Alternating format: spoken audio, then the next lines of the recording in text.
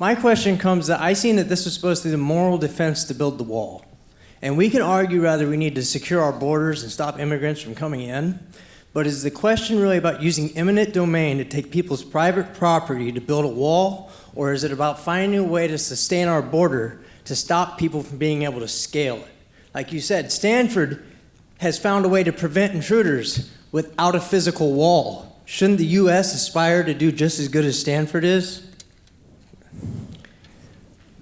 I take your question to be asking not a question about whether we need a wall, but what kind of a wall. And I'm using the term wall here metaphorically.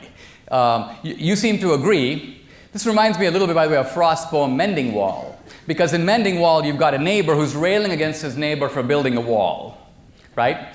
But while he's railing on the neighbor for building a wall, he never claims the right to go into his neighbor's property. He never claims the right to take his neighbor's stuff. He accepts the need for a wall.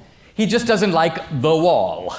He thinks it could be done a different way. And I agree with you. Let me suggest this way. If you have a better suggestion for how to actually enforce security on the southern border, let's just say through a combination of various techniques, you should propose it. I think, see, the problem is these topics are never debated. They're never debated. Right now, the debate is frozen between the wall or, in effect, porous borders.